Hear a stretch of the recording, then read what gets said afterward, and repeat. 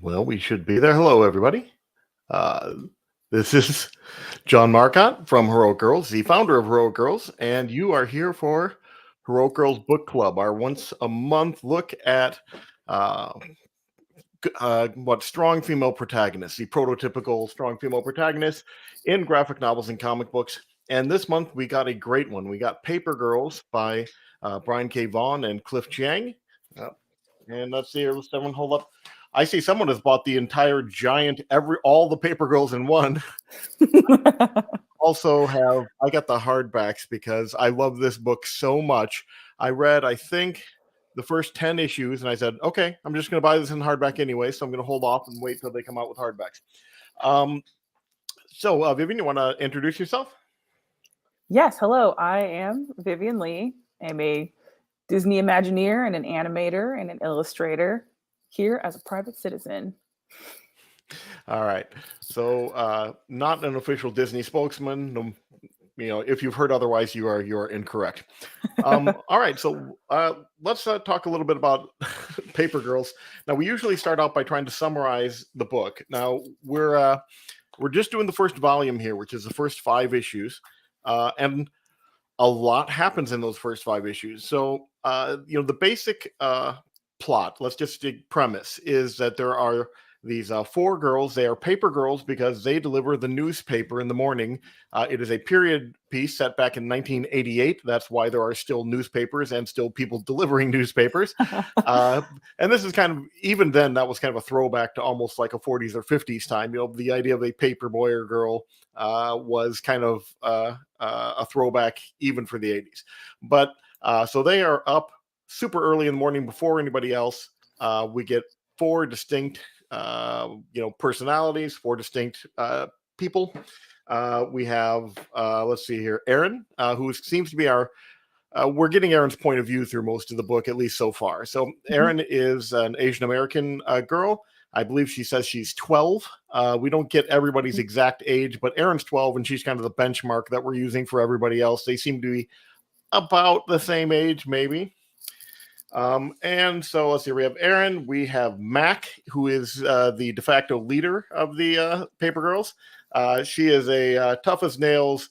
Parents are potentially ex-convicts, or at least have had run-ins with the law of some sort. She smokes.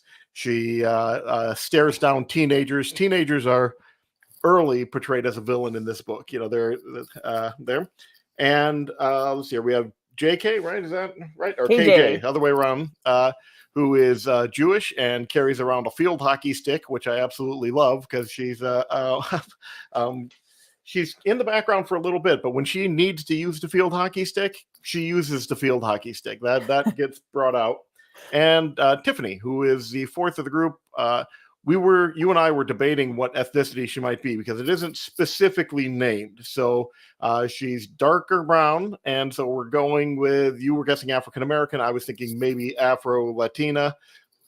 Yeah, sure. Yeah, but I mean, we don't have to put a label on everything. This did seem somewhat intentionally multicultural, though. I mean, every girl is representing a different kind of ethnic demographic, and in a good way. Sometimes it feels forced, and I'm fine with that. I don't have a problem if people force it. That doesn't bother me one bit.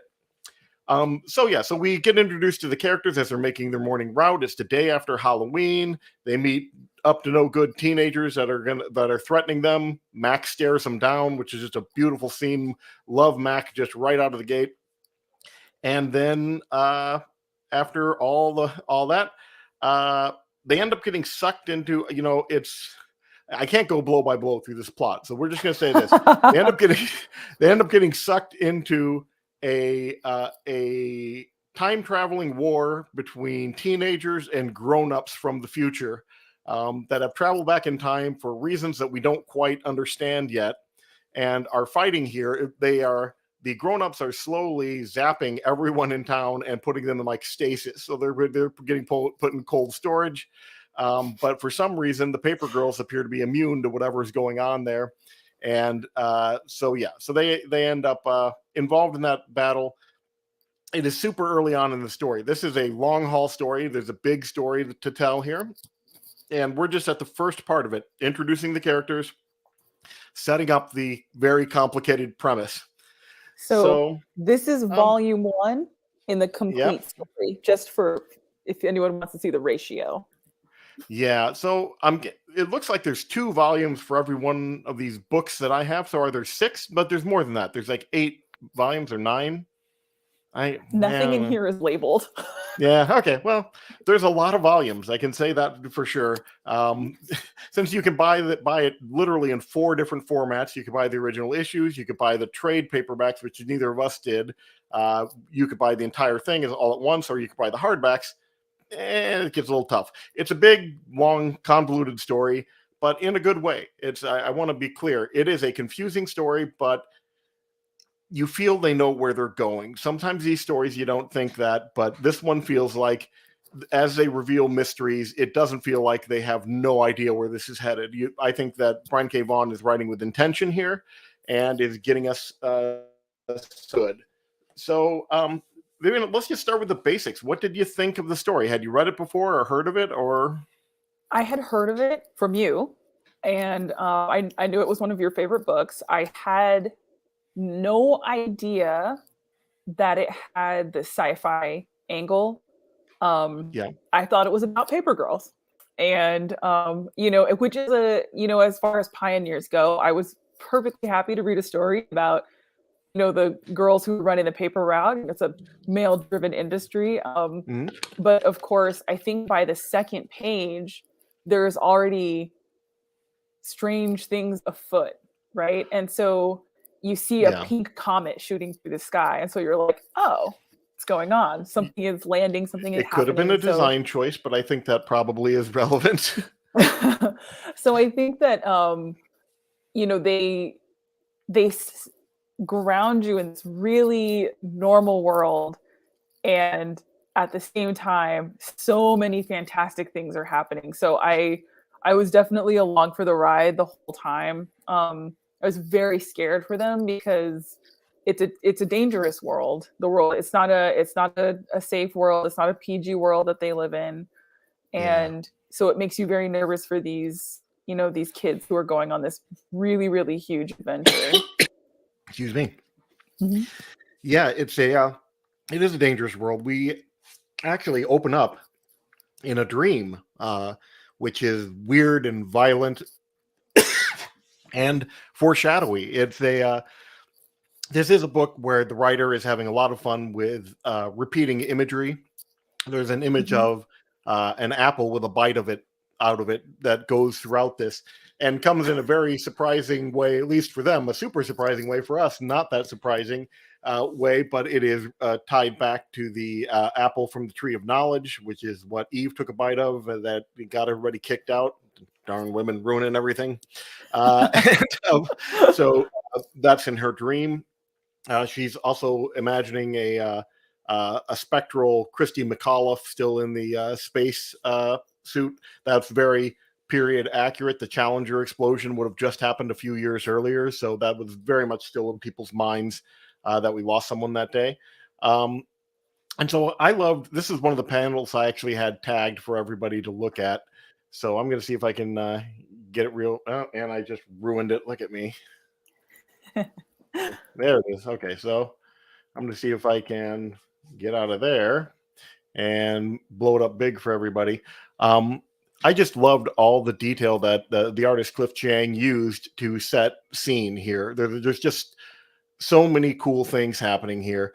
Number one is they're up early in the morning, and it's so early in the morning that the moon's still out. Love that because that's very accurate for someone that delivers it.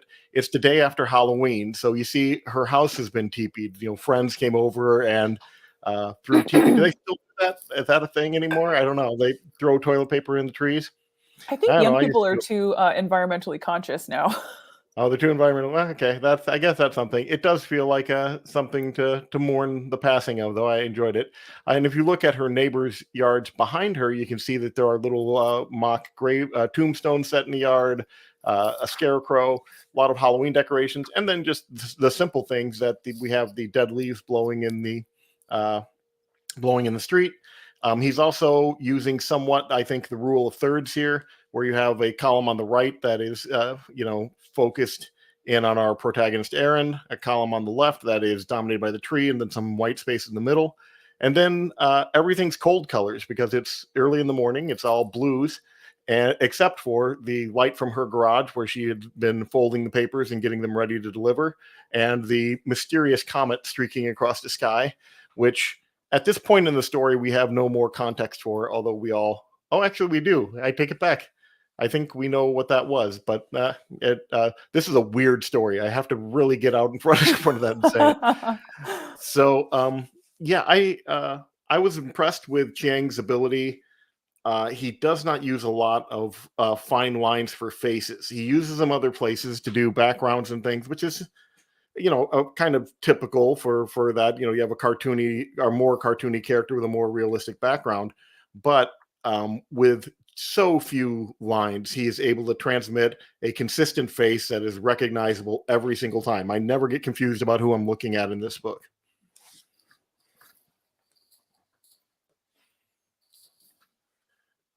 And I guess you have nothing to say about that. Fine. Okay. Oh, sorry. Going. No, I didn't know if you were going to keep going. Yeah. No, I mean, I was trying to be, let everybody talk, but yeah. I mean, this is just like, yeah, it's right after her very, very strange dream sequence. She's setting off alone by herself. She's alone in the frame. I think the idea of November 1st being a carryover from Halloween had never occurred to me before. So when I saw November 1st, when she first wakes up in the morning, I was like, oh yeah, it's November. And then for there to be roving teenagers out on the street, I was like, oh, this is probably the most dangerous night of the year outside of maybe New Year's Eve, perhaps. But yeah, I love that frame of how she's so brave, she's so independent, and within a handful of frames, it's already been communicated.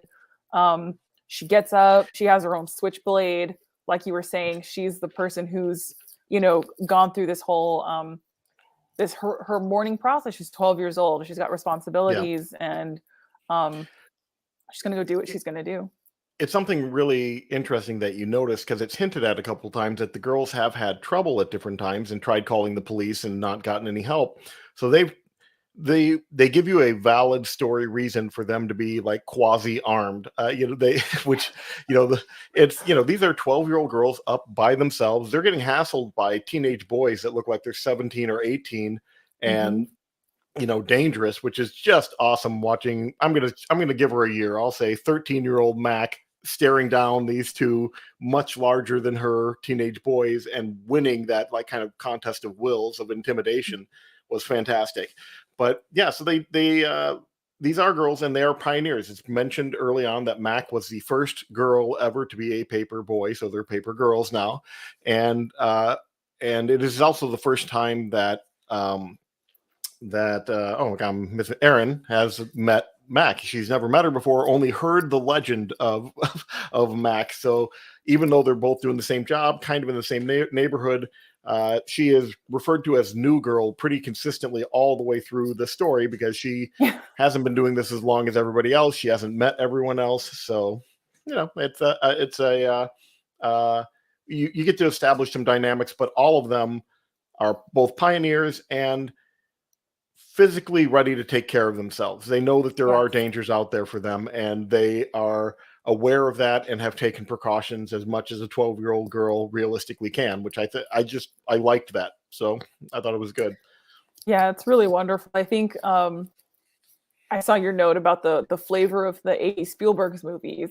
Yeah, and this is very, for me, Goonies, E.T. era Spielberg with Lost mixed in. Especially, well, that comes later, but people passing messages to each other kind of between the space-time continuum is something I love that they do in Lost, and it's super effective to have that. We've mentioned Lost a few times. I guess we should mention why Lost is probably so relevant here, is that Brian K. Vaughan was a writer for Lost. That was one of the things he did. I choose to believe the fact that Lost had no idea where it was going was not his fault, and that he did the best he could, considering he was not the captain of the ship. because everything he's I'm done one of those outside of people that. that will defend Lost to my Mm. last breath. Like I finale, loved the all of first it. 2 seasons, and then Mhm. again, so I Nope. got the feeling they didn't You'll know where never they were going convince with Lost, me. but that's okay. We don't. I love that It's a show. digression, but this is so far for me the best of Lost. Those first few seasons that were, I think, truly wonderful and weird in a good way. So you can take that comparison, and I think we'll both agree on that. But I think the thing that makes it so interesting, though, and different from, ET and the Goonies, and then of course Stranger Things, which as I was Oh reading this, yeah, I could not stop thinking about Stranger Things. Um, as a comparison, is that all the main characters are girls, yeah. and that's kind of one of the, if you're thinking about something like Goonies, okay, there's the girl, right? Or something like ET, where there's the little sister. These female characters are always kind of taking the back seat. It But was okay, tokenism. I mean, it was just oh, we have a girl mhm, too. That yeah, like, and she's part of the gang, but and then there's always some kind of like romantic angle to it. But in this story, the romance is completely all the way. Like, if there's the furthest of the back of the bus, like all the way in the back seat, is did. and then these girls and their internal lives are front and center. Was there any romance angle? I can't remember any even coming up. I mean, there are 12, which you're I read starting to think ahead. about it. What's that? I read ahead. Oh So yeah, the okay. yeah, so like that's later, but that's again, like, it's just part of the girls and their internal lives and what it means to them to be growing up, and not like Right. a like, when here's the, like, girls are only around so that you can have someone to save or to have a romantic interest. Like, they're Yeah. saving each other, they're looking out for each other. They just met, and so it's also kind of that testament to when you're a kid, you just meet someone and you can connect and become best friends through an adventure. Well, I think that they also are, in this very microcosm, small area, they are pioneers. They recognizing each Mhm. other. One of them did it, and now there are four of them that are doing it, and they have each other's back because they're in a tough. They're doing something tough that people don't think they can do. That I'm sure they faced a tremendous amount of pushback, from happening. So I kind of got the feeling that they were, sisters in combat. They Yeah. baptism by fire. So that made fast friends. They wanted to, uh, recognize in each other the good work that they were doing, just representing, women in Yeah. this. I know it's such a weird field, paper delivery, but it's it is something that every time I've ever seen it, it's been a boy doing it. They Yeah. at least portrayed in media. There aren't, even when I was a kid, which was in this era and earlier. I don't remember a kid on a bicycle delivering my newspaper, but somewhere out in Mayberry and evidently wherever this is set, that was still happening, and I think that's probably accurate. It Rural was out there. Cleveland. Yeah, Cleveland. It was. This is set in Cleveland. So let's uh, talk about favorite characters. We have four distinct characters. I think we got a lot deeper into two of them than we did to anybody else. And, it's cliche because I think we're supposed to and everything like that. I am just in love with Mac. She's just such a fun character. Um, I think it's good not to tell the story from her point of view, actually. I think it's good to have somebody externalized from her. But, Mac is what Aaron is aspiring to be. Mac actually pulls out some Camel cigarettes and is smoking them as they're pedaling around. And Aaron, disapprovingly, oh, smoking's bad for you, everything else. And then a little bit later, like just 2 pages later, she goes, so what do those taste like? Anyways, she is, I think she has, not in a romantic way, but is smitten with her as someone to emulate, as someone that's just like, oh, look at this girl. She is tough. She can stand down teenagers who are their nemesis, in a way, early the paper girls, because you know how it is. Teenage boys and probably teenage girls harass kids like that when they see them because they're still kids, but they're big and they can do jerky Yeah. stuff like that. So yeah, I really liked Mac. Yeah. I mean, I think too that they build the group of four. Um, Nobody really has the upper hand. Everybody has something that makes them special. which is Yeah. what makes them a great ensemble. But Mac is clearly,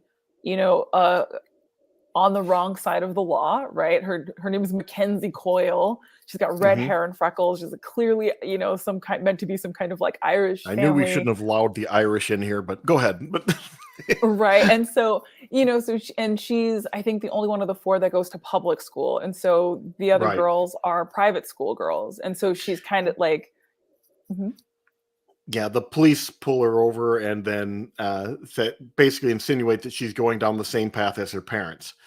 So exactly. we don't know what that is exactly, except that they've had contact with her before. They know her by name, and they feel that she's trouble Like just at like a mom and dad. distance. What's Like that? know her name, like can cite her at a distance. And they're like, Yeah, Coyle. I was like, Jesus.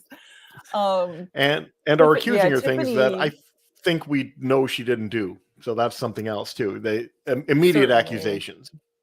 Yeah, or something that she did do, but like honestly, she's a kid. So just like, calm down, dude. Yeah, Cop who's out on Halloween night, picking on the 12-year-old and not the like teenagers who are yeah. dressed up Who like we Freddy were and Jason seeing down the do street. more nefarious things. They were loaded up with what, shaving cream and eggs, and Yeah, that's kind of the traditional Halloween no good Nick arsenal, I think. So yeah, they were out there wandering around. We didn't see the police messing with them. exactly. Um, Um, Tiffany goes to the same school as the main character, Erin, and she is adopted.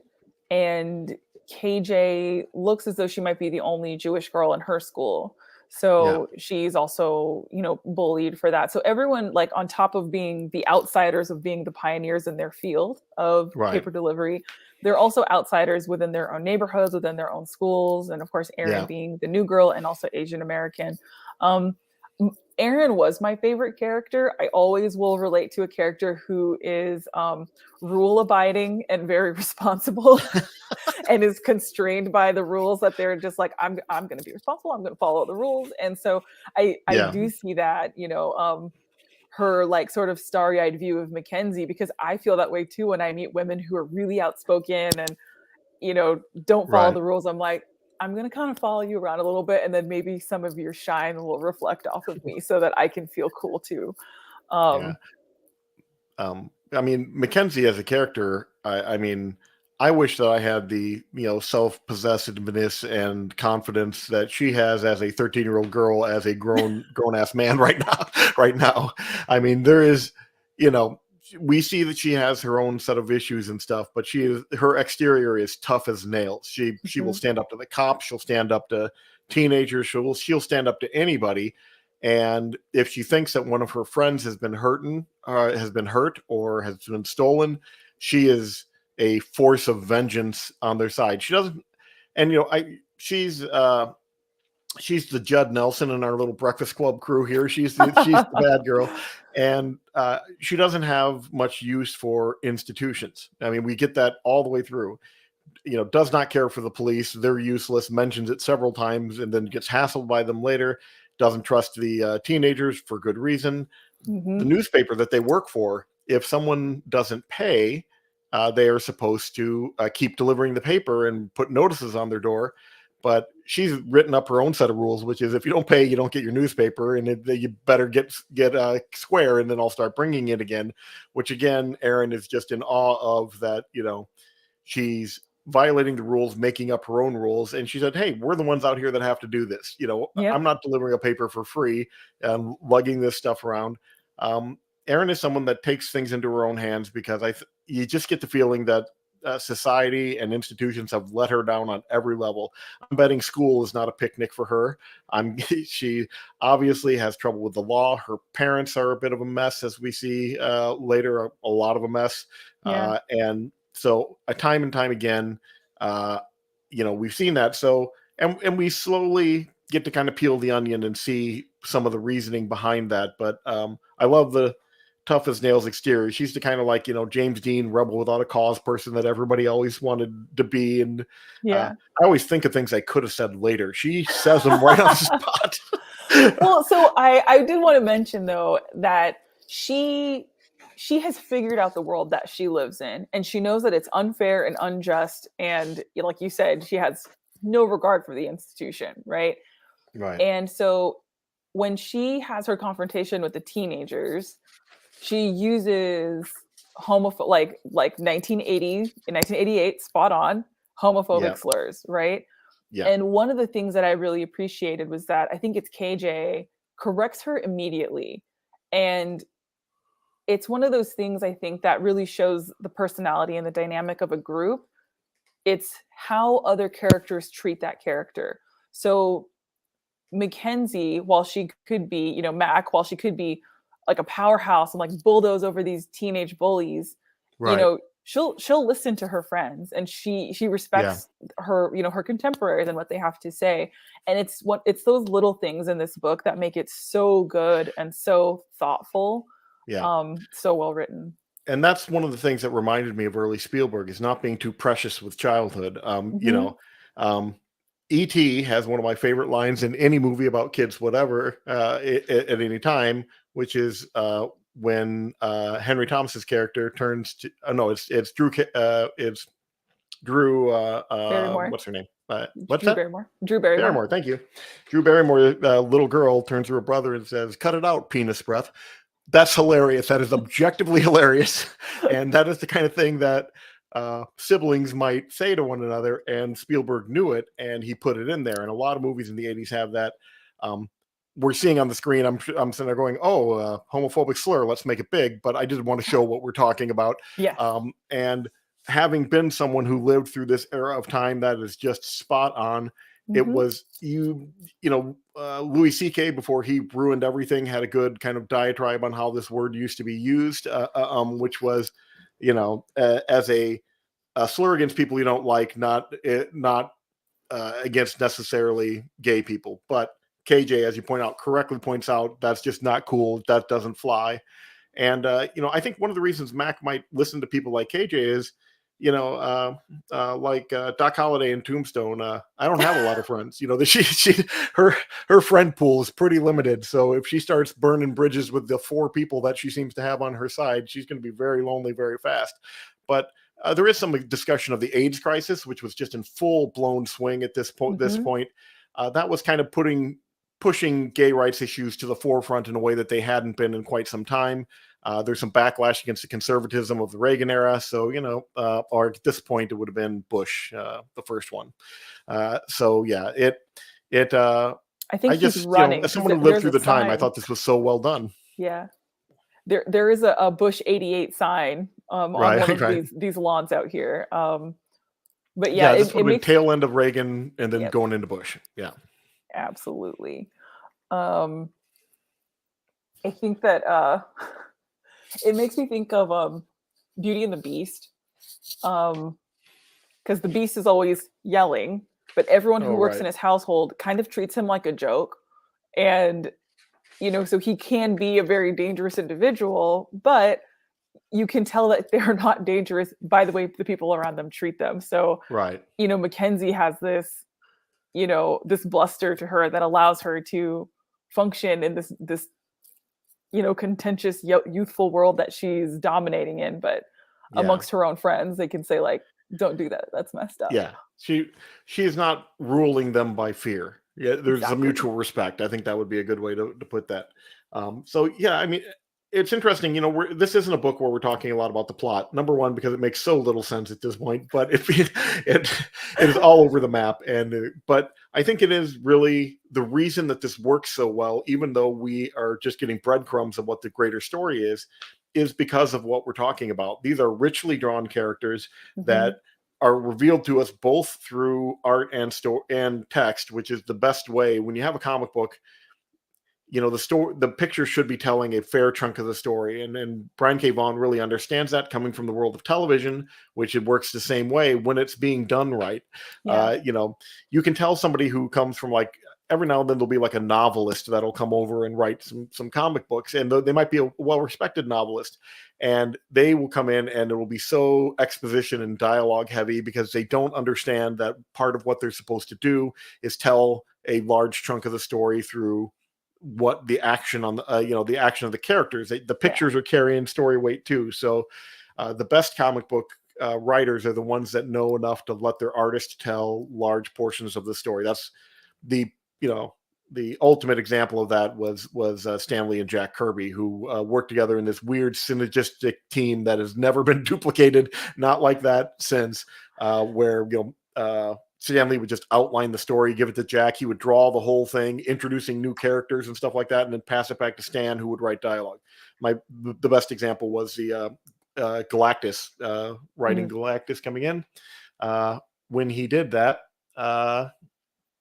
whatchamacallit, when he wrote Galactus coming in, he passed it over to Jack Kirby, and when he came back, Stanley had to go, "Who's the guy on the surfboard flying around?" He said, "Well, he's an important guy, so he has a herald." So Kirby just on his own invented the Silver Surfer. Oh, you know what? I just noticed that I still have my little banner going on at the bottom. That's not distracting at all, so we're going to get rid of it. Oh. We need to get a producer. I'm working on it. Well, speaking of the symbiotic relationship between artists and writers, I think so. Cliff Chiang did, gorgeous artwork for this, but I was reading up on him for this book club, and I really, really, really love his background. And so he went to Harvard for English Lit and visual arts. So he's got this amazing writing background, and then he worked as an editor for a very long time.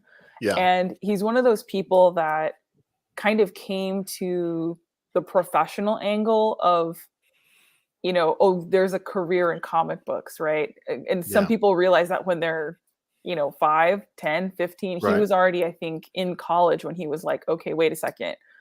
This thing that I love, I can do this thing. Right. And so he went into the editing side of it.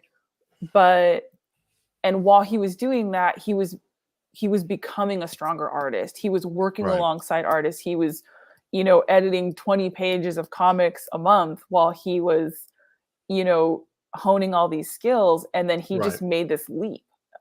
Became a freelance artist. And I think that's one of those things that a lot of people feel like if they didn't get exactly where they wanted to be by the time they're like 18 or 20 or 30, like, well, I failed. But every single step of the way, like, you can just be gently getting to where your end goal is. And he's there now. And he's such a master of his craft. And I can't imagine that all the things that led up to it isn't feeding how good he is at his job. And so anyways, and I'm just going to throw in there, I think he's I think of him as one of the best designers in comics. His like covers and spreads and stuff, he is so good at laying out scenes and things like that in a way that guides the eye to where it needs to go. He's fantastic.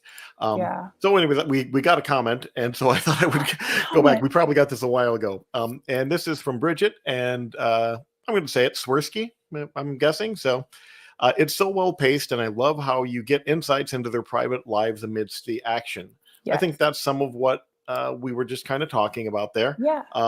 And it's when it's clunky, that's done through exposition. We get like the cop talking to the other cop, well, her parents got arrested, and this is a book where they trust the reader to figure it out. We don't get a full backstory on Mac's parents. We get all these hints that she comes from a scrappier background, that her parents may have been involved with the law in a negative way, that, and then just by the way she carries herself, she smokes, she's really tough and kind of got a hard shell exterior towards the rest of the world. And so we learn about her by what they choose to show us, not because we get someone explaining stuff. I hate it when you hit this happens in every medium known to man, exposition. If you can't figure out how to tell the story without a big block of exposition, you're probably doing something wrong. And we don't have any exposition at all for any of these characters. So I enjoy that. And I think you're absolutely right, Bridget, that these little brief glimpses into their private lives is actually, I think, what's propelling this story. I know we have this big mystery box thing set up, like what the heck is going on? And certainly that is the premise and the plot kind of, but I think what's driving this story is that they created 4 incredibly rich, wonderful characters that we're invested in. So that's the reason that all this nerd stuff is compelling. All this could have been a dry as bone story with characters we didn't care about, that was obsessed with the time travel aspect and all the other weird things that are happening. And there's some great future lingo that comes through with some of the characters. Kind of like a Clockwork Orange style, where they have they've made up their own future language, and I enjoy that quite a bit. But I have certainly read and seen things where people get obsessed with that aspect of it and just forget that you have to have characters that you give a crap about to make any of that mean anything. This is not the case here. Did we mention that this is being turned into a TV show on Amazon Prime? I don't believe we did, and we probably should throw that out there, because Paper Girls has been picked up to become a live-action TV show. And I'm 100% confident this is going to be the next Stranger Things, unless the entire streaming market collapses the way that it's headed right now. The streaming market is not looking so hot, but come on, get Paper Girls out the door, please, please. Well, they're already shooting the second season, so we are in the clear for at least one season of Paper Girls. I love that they have so much faith in it that before they've even aired any of the first season, they've said make a second one. That's a really good sign that the executives at least think it's good. So it would be better than if they said, you know what, we're good, and let their cast disperse to the wind. Right. Or like, let's see what happens first. Like, they're like, no, we're all in. Going back to what you were saying before, I was listening to an interview with Cliff Chiang, and he was mentioning how having all the main characters be female kind of lends itself to a richer internal world. And he was citing it as one of the reasons why he feels like this is more character driven than plot driven. So even though there is a lot going on in the story and the characters have a lot that they need to face and take care of, you really feel like it's being driven by the characters and not just by, like, oh, there's explosions everywhere, so you have to run away from the explosions. There's always a reason why the characters are doing things, and you never lose sight that it's their adventure. It's very like ground level. And then one other thing I wanted to say, because I just thought it was super interesting, is he's kind of discussing the way he designs the frames as not being like a storyboard and not quite being like a comic, and leaving all these sort of breaths in between the dialogue, in between everything that's happening, for the reader to sort of fill in what's happening. So you're not spelling everything out like it's a board or a cinematic, or an animatic. So it's like that perfect bridge of like for a visual storytelling. And I really, really felt that, because it's so pretty, and it's almost like you can just imagine even more happening in between the frames as you're reading the book. It's great.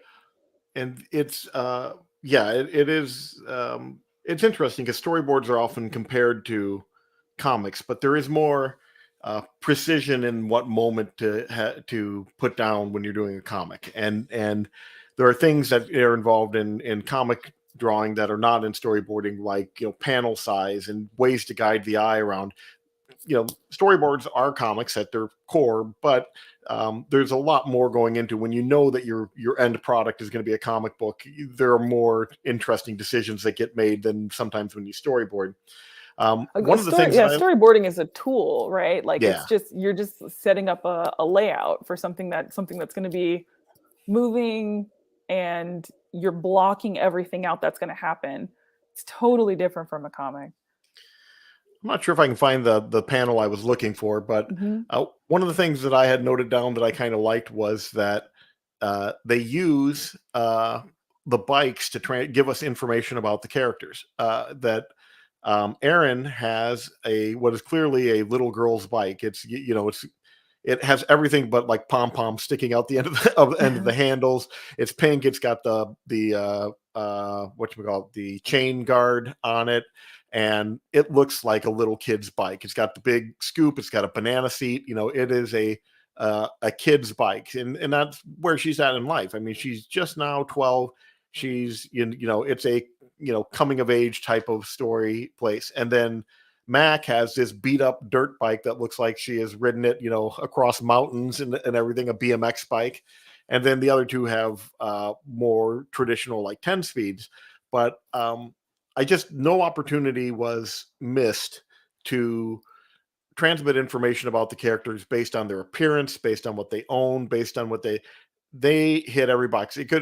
The bikes are consistently drawn different the entire time. Most people are probably paying absolutely zero attention to that, but Chiang kept them separate and made sure that he distinguished whose bike was who the entire book. And I just thought that was like a cool little decision that was made to, because I'm quite sure it was intentional to give us that information about the girls by with a neat little visual detail, like what kind of bike do they ride. Yeah, Mac has an older brother, so I was like, oh yeah, she has a hand-me-down bicycle. She probably didn't get to choose it. She didn't get to, she's not gonna soup it up. Like she's gonna take what she's got, and it's gonna be this dirty old dirt bike. And beyond that, it suits her. It's the the older brother thing is you can see all the building blocks that made Mac into the person that she is. And the older brother's another thing. She's the tough girl, and everything that we find out about her is a building block to this. She's not a complete caricature. She's not like a cartoon, but she, which seems silly to say when we're talking about comics, but she's not.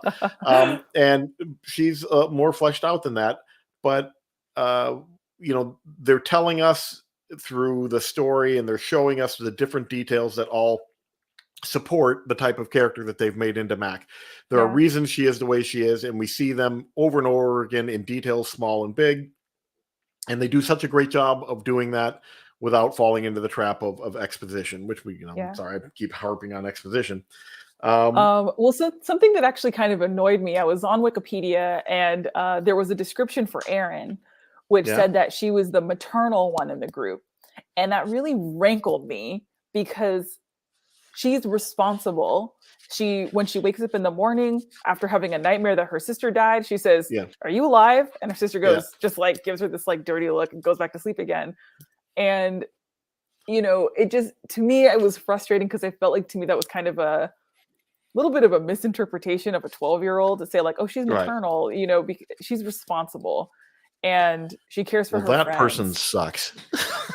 Who would imagine something stupid on Wikipedia? Well, I will say that later in there, in a more literal sense, it does kind of feel that way, but later in the story, but not in the chunk that we're reading here. As a kid, I think you're right. I think you nailed her character a little more accurately earlier. The person who is still really bound by the rules and is impressed by kids that have figured out the world to an extent that they don't have to follow all the rules. They figured out early the world's an unfair, unjust place. Sometimes it's better just to make up your own rules because the world's an unfair and unjust place. So Erin's also like very smart. She's a 12-year-old who's having dreams about astronauts, real astronauts, and she reads the paper. I think she makes the comment, "Am I the only one who reads the paper we're delivering?" So she's sort of up to date on. Was that KJ or was that her? No, that was Mac, because Mac was saying that the time travel space capsule thing that they found was a War of the Worlds reenactment by that old radio play done by Orville Wright. Orville Wright.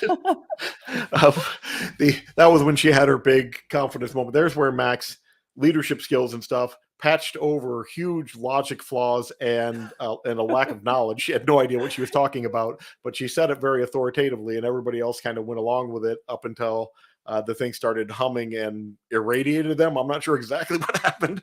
Yeah, they all got a little like, that was an amazing frame where it's just all their skeletons.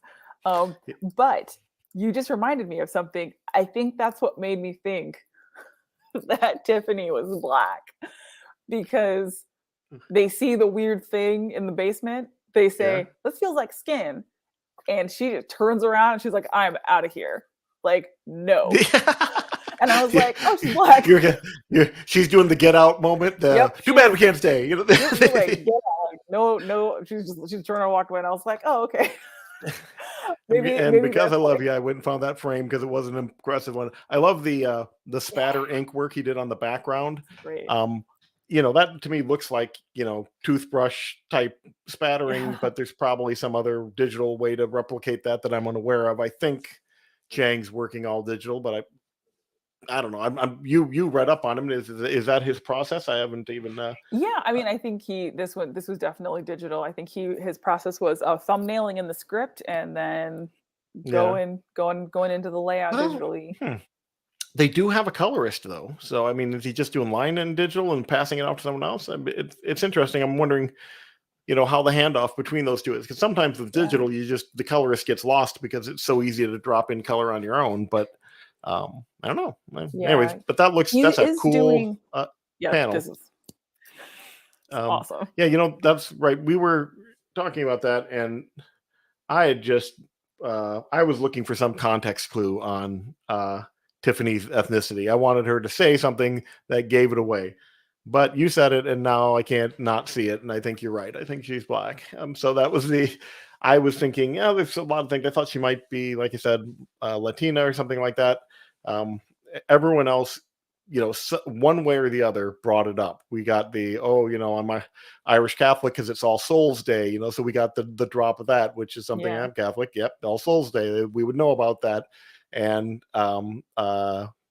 KJ there mentions her bat mitzvah, Mhm. that she saw something at her bat mitzvah, which is Jewish. So we got all these little context clues to kind of pick up, ethnicity or cultural background from everybody. And I was just really digging for it in Tiffany, and I didn't see that moment that really crystallized it. But It yeah, also I'm might good just with me being ethnocentric. Like I see an Asian girl and I'm like, I bet she's Japanese. Oh, she's not. Okay, well, Asian American. Check. Got it. And then I'm like, Tiffany, she must be the, black. And I'm gonna yeah. keep that one for myself. But anyways, it's hell, the world's been default white long enough. Yeah, well, we'll give it to you. So Thank you. it's not like I'm looking and going, man, I don't see myself anywhere. So yeah, that's that is fine. So yeah, this was it's hard to talk about the book because it is so odd. It's a very odd book, but it is so incredibly well done. I don't. This is going to come out as a series. If they do it any justice at all, it will be the next big thing, like Strangers Things or something like that. Yeah. And you will feel so much better about yourself if you have read the source material first. And what's great about this is that this was independently created. So Brian K. Vaughan and Cliff Chiang, the people who created it, they are going to end up getting the bulk of the profit that comes out of licensing it for television. We've all heard some of the stories about some of the people that have created stuff for the big two superhero companies or other conglomerates, and that isn't always the case. Yeah. It's people that were paid to draw art for a comic that suddenly gets turned into a movie, which is a whole different ball of wax, and they don't get compensated for the movie at all. Yeah. Um, it's a difficult world to travel in there, and this is the one time that you can go, oh, I know that the money is going to go to the person who did the creative effort behind this, that is did the work to create these characters. And I love how Vaughn splits everything 50-50 with his artists. He does the same thing with Fiona Staples, Yep. and he like Robert Kirkman from The Walking Dead, not so much. He decided that was his, and kind of cut the artist out a little bit. But Brian K. Vaughan seems to be a very stand-up guy that is a true collaborator and make sure that the artists are taken care of as well. That's the dream, right? Because whenever you think about wanting to support something, you never know when it changes hands and you're like, what am I supporting right now? Right. And Right. so yeah, that is super cool. And like, speaking of what's happening next, Cliff Chang is writing and drawing and coloring and lettering, Catwoman That's a now. good So character for him. I can see his Catwoman in my head. And um, oh, I remember what I was going to ask, because I am the person that can't answer this. This is a great book. I think that you yourself said a little bit for representation, finding people on there. It is also a book that is been created by two guys. I love these female characters, and but did they miss something? Because Brian K. Vaughan and Brian and Cliff Chiang have never been, 12-year-old girls that I'm aware of. I'm pretty sure that's not in their bio somewhere. So this is a book about girls that was created by men. So Mhm. how do you think they did? I honestly think they did pretty well. And I think the thing that is really benefiting them is they're at that cusp, prepubescent, right? Right. Where honestly, you shouldn't really be like hitting all those gender buttons, right? If you're to be like, oh, Yeah. like because Yeah. they're like, oh, and the thing that is actually affecting them is the outside world. It's the way the teenagers talk to them, like, ooh, Right. Catholic schoolgirl. And they're like, she looks like she's 8. She's Right. actually 12. And the That was fact that the you can the be better of the teenagers that was at least acknowledging that this was a child that did not need to be sexualized. exactly. But I think that so you can see that, like, and then I think this definitely comes in later in the comic as well, is that, when you're a kid, you don't necessarily see yourself as like a woman, right? Right. Especially when you're 12. No. So, and I think that that's something that a lot of men do not realize about young girls or women all the way through to, like, maybe, I don't know, 22, right? That someone who's, a young person can just still see themselves as a child. Like the gross teenager says, "Oh, there's grass on the field." So Oh yeah, I forgot about obviously, that. yeah, and that's one of those things where, like, when you are a young girl, you do hear stuff like that, and so kudos to them to understanding that kind of harassment starts really young, and that 4 girls wouldn't go riding off at 4 o'clock in the morning without having like keys between the fingers, right? Yeah. Or a field hockey, uh, what is this called? Field hockey Stick. racket? Stick. Oh, Stick. like puck? Hockey stick. Yeah. So I'm a girl. I don't know about sports. Sorry. But yeah, and then even Erin, who's like clearly very mild mannered, she's right. got a switchblade. And Well, it sounds. Max knows I don't think it's a switchblade. I think it's a she has pop a open she, knife. she has a pocket knife, and then Yeah, Mackenzie's but it's like a sizable blade. a it. sizable blade. Yeah. And then Mackenzie, when stuff starts getting crazy, she's like, let's go get my gun. Right. So she's like, my dad has a gun. We're going to go get it. So, Yeah. they're aware of danger, I think, in a Yeah. way that, I was reading about this. So this is not my personal analysis. I'm getting this from the internet, Yeah. which is that a lot of these stories, which are created by men, like Yeah. E.T. or uh-huh, The Goonies. like Yeah. yep, like ET and like Stranger Things, has a lot to do with like loss of innocence and Right. coming of age, in terms of like, oh, like now there's girls, and um but and also a lot of nostalgia. But this doesn't really get into that in the same kind of way. And Right. I feel like part of that has to do with just the, like, that these characters are female. So KJ getting a period in this was interesting, but yeah, we didn't uh, dive deep into that. But it would have been interesting and it could have been part of the story, but I don't think it's very unusual for a kind of an action story to just kind of gloss over that. There aren't too many, whether kids or adults, that they're gonna track the cycle the entire time the aliens are coming. So, but it was a good nod to the fact that they are in this kind of transitionary period between kid and woman, and the if there's grass on the field, play ball. I remember guys saying that when I was in high school, and not close personal friends or anything, but I remember that being said and going, Jesus Christ. I just, it was gross. And, when you are a member of probably the most privileged class that has existed on the planet so far, you just never know how upset am I supposed to get on other people's behalf? Should I come out swinging? I mean, it's just, because you hear things, you hear, racial Yeah. slurs, you hear misogynistic content, stuff like that. I mean, it, when the opportunity is there to correct, and it's somebody that I know, sure, yeah. But then when you just overhear it from somebody next to you or somebody in the locker room or something, like, it's a Yeah. tough call to make. I mean, you can't run through life being angry and yelling all the time. So, I mean, but well, to what Bridget's point was, though, I thought what was super interesting about having KJ get her period at that moment is they had just met another girl who I imagined in my mind was about their same age, and she already Right. had a child, right? And Yeah. that at about the same age, that a girl could have a child, a girl could be getting her period, or it could be like Mackenzie and have no idea what's going on because she doesn't have any women in her life to explain to her, Right. no adults in her life to explain to her what's going to happen to her, right? And Right. so it's like three versions of like where you can be at 12 years old. Yeah, and also growing up Catholic, something where that's just not explained well. And if they're anything like my parents, they didn't really get into it too much. They were just like my my mom. Don't you Yeah, have yeah, a my couple parents. of You know, sisters? I never got the talk. Never happened. Not from my parents. And then at some point there was concern about whether I was doing things that maybe they didn't approve of, and then they wanted to have a talk. I'm sitting there going, "You are like 6 years too late for this." And I'm not trying to be a jerk about it, but this is something we should have talked about a long time ago. And then they Um, were like, and John, you're going to get your period and it's going to happen. yeah, yeah. Well, I did.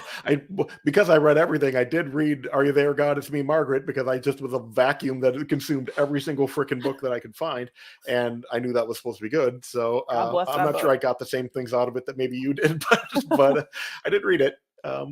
So and again, Bridget saying, I think it was cool that the girls called each other on their bullshit. I think that was Absolutely. we talked about this towards the top. That was something you brought Hmm. up, Vivian, that the Mac, as much of as we identify her as kind of the alpha girl or the leader of the pack, there is not uh, a dictator. It's not just whatever she says goes. If people don't approve of what she's doing or what she's saying, the other girls throw in with different ideas, different directions, and things like that.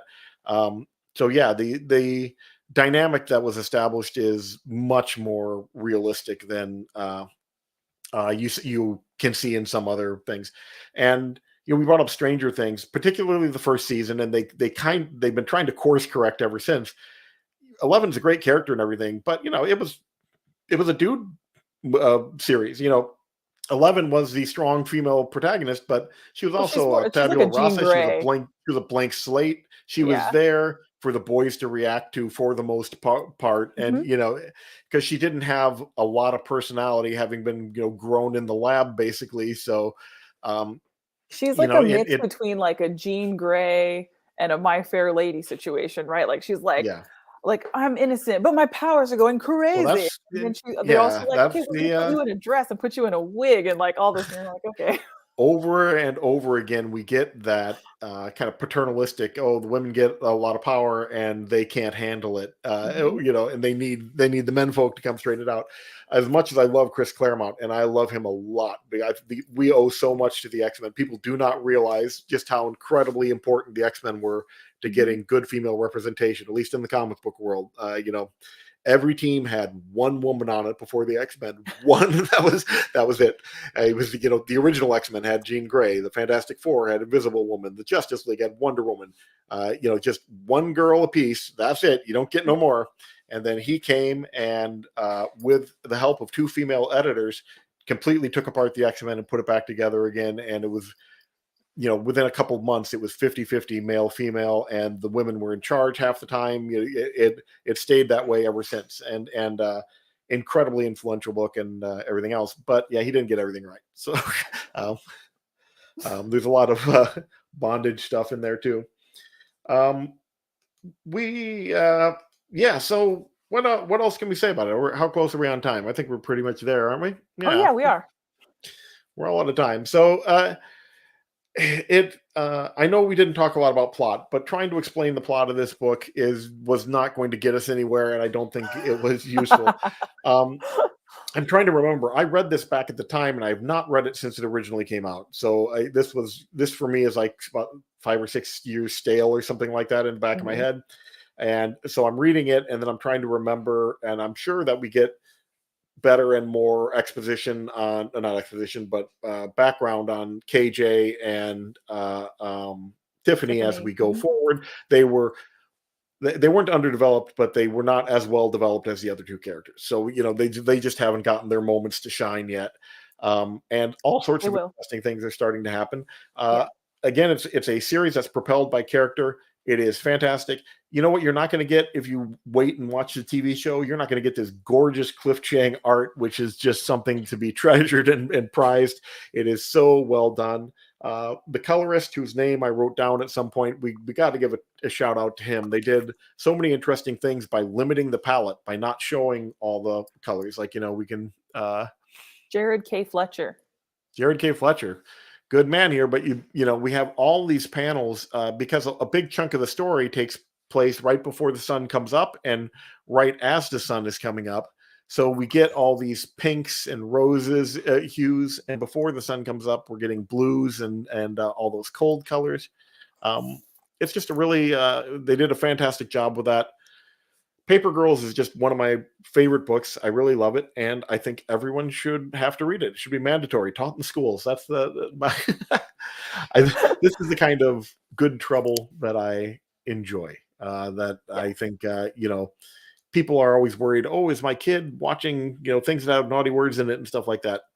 I would be much more concerned about what they're consuming good. You can talk to a kid about when curse words are appropriate, or why it might be appropriate for a scene, or when violence is appropriate, why it might be appropriate for a scene, and help them understand the world around them, which is what one of the gifts of pop culture is. You can talk to them about these issues, but I would much rather that they read something like this than like an insipid kids show that is just super safe and doesn't say really much of anything. And and the teenage girls are all ready to go to the mall, and they're after the boy when they're 8, and you're like, oh, that's just stop that. Like a lot of the kind of iCarly, Hannah Montana. Oh, I'm old now, so I'm sure there's been 7 iterations since then. But I think that there's a version of being independent and relying on yourself that doesn't have to do with disrespecting every adult in your immediate vicinity. Yeah. Which is always which I think is very off-putting about those stories versus this story, which is in the face of adversity, you can be smart and resilient. There is a reason for the parents not to be there here. There are so many. I know exactly what you're talking about. I used to comment on it all the time. There are all these kids shows with completely absent parents. Your Zach and Cody's. It's like at some point their mom just disappeared and they're wandering around on a cruise ship their entire life. And they're like, "You're like 8. Why are you doing this?" And iCarly's another one where you never see a parental figure, or if the parental figures are there, they're played as idiots. Right now, in this moment, we do not have adult figures that can help the girls. They're kind of out on their own. Adult figures do come in at later points, and they're not portrayed as idiots, and they're not portrayed as perfect people. We get complex adults that are doing their best and probably do know slightly better than the girls in a lot of situations, but not always. And it's it is a good series in the way that they talk about what kids are capable of without completely dismissing the idea of adult authority. So we should probably talk about the last thing we're going is next month, and I think I got this. Let me see if I can pull it up. And there it is, Squire. So I'm going to hide us, and there. I'm almost 100% being able to do this. So I'm hiding everything. No, I don't know where that. Oh, it's the background plate. I'm going to get it. Okay. Don't even want that. I have no idea how to just hide everything. All right. So anyway, Squire is the book that we're doing next month. I'm really excited about this. It is a book that I just found, like NPR was talking about it or something. It is a fantasy book exploring the teenage life of a young Muslim girl that wants to become a knight in this fantasy medieval thing. I think what's great about this book, and it doesn't happen that often, is I haven't read it. I have no idea where we're going with this, but it's been well reviewed. I love supporting small independent artists and writers, so I'm looking forward to Squire next month. All right. Well, thanks everybody for stopping by. You can leave some more comments and continue the discussion. We'll pop into the chat in a little bit. And thanks for stopping by, and we will see you guys in a month for Squire. You got Squire there, or you got Saga? Oh, this was Paper Girls. Bye.